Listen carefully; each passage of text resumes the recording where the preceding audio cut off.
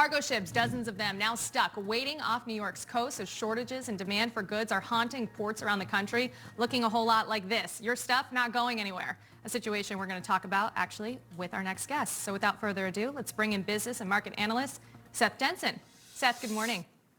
Hey, good morning, y'all. So when we see those images of dozens of cargo ships stuck waiting off New York's coast, coupled with the national labor shortage, how much is this going to impact the consumer, the everyday American at home watching right now?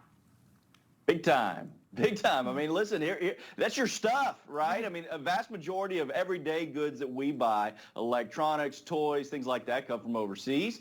The vast majority of those things get here through cargo ships. And it's not that they're not getting made overseas. It's not that they're not getting shipped to here. It's that we can't get them offloaded, and that's caused by a couple of different things. First of all, these ports are already in a backlog jam, and you've got labor. Now you've got space issues, but you also have a trucking industry that's challenged. So trucking industry is significantly down from a labor shortage. You've got increased fuel prices. This is kind of what we call a perfect storm in the economic world, and that's what's happening right now. It's going to impact everybody. You know, we talk about the ripple effect. We say, hey, that's our stuff. That's the stuff we want to buy this week, next week, and on. Also, the business owners, the distributors that are spending hundreds of thousands of dollars on those goods that they can't stock and are already getting behind now. So we're seeing similar issues on the West Coast in recent weeks. So how is this going to really impact the U.S. supply chain?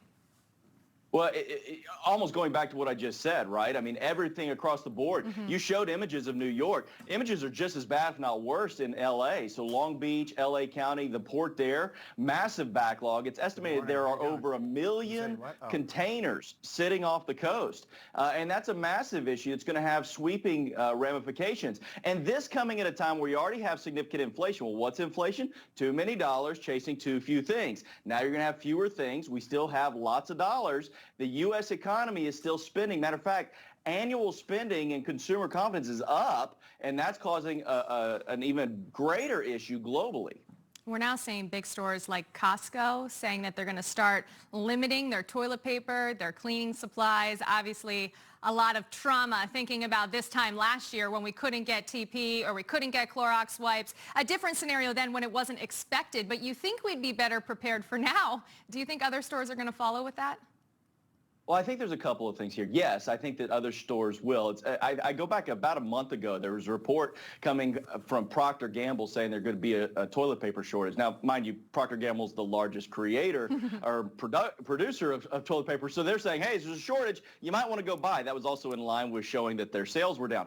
But that created this panic buy. It created stores like Costco and some of these other retailers to say we're going to start holding back. But that might be a good thing for retailers too. Remember, when you go to Costco, or at least when I go to Costco, rarely do I just go in and get toilet paper and leave. I find lots of other good stuff while I'm there.